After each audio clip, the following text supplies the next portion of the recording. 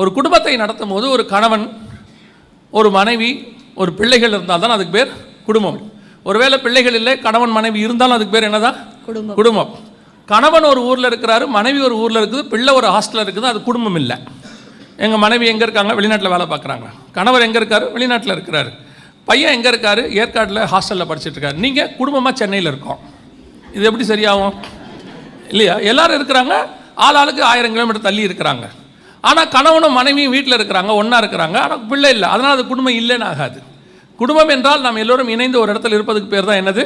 குடும்பம். இப்போ தான் கடைசியாக நம்ம கொஞ்ச காலமாக தான் நம்ம ஒரு லைஃப் ஸ்டைல் ஃபார்ம் பண்ணி அந்த லைஃப் ஸ்டைல் தான் சரிங்கிற அளவுக்கு கொண்டு வந்து அந்த லைஃப் ஸ்டைலில் வாழாதவன்லாம் தப்பானன்ற ரேஞ்சுக்கு நம்ம கொண்டாந்துட்டோம்.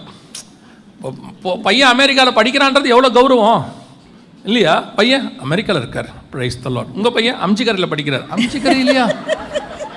அம்சிக்கரைங்கிறது இப்போ நமக்கு எப்படி ஆயிடுச்சு? அமெரிக்காவில் படிக்கிறவன் பெரிய ஆள் மாதிரியும் அம்சிக்கரையில் இருக்கிறது அசிங்கமான்ற மாதிரிலாம் இருக்குது. நம்ம அப்படி தான் தோண ஆரம்பிச்சிச்சு. நம்ம மைண்ட் செட் அப்படி ஆயிடுச்சு இல்லை? அமெரிக்காவிலேருந்து அவர் பெரிய ஆள் அப்படின்ட்டு. இப்போ தானியல் பாபிலோனில் இருக்கும்போது அவர் சொல்கிறார், என்னை பேசாமல் எருசலேமுக்கு அனுப்பி விட்ருங்கன்றார். இப்போ இருக்கிற தானியல் அமெரிக்காவில் இருக்கேன், பாபிலோனில் இருக்கேன், நான் ஆக்சுவலாக அங்கே ஒரு கவர்னராக வேலை பார்த்துட்டு இருக்கேன். அதானே இப்போ கௌரவம் இப்போ நமக்கு. ஆனால் தானியலுக்கு அது கௌரவமாக இல்லையாம்மா. என்னை திருப்பி எங்கள் ஊருக்கே விட்டுருங்கன்றார் ஆண்டவர்கிட்ட. எப்போ நாங்கள் விடுதலை ஆகும் அப்படின்னு கேட்குறாரு.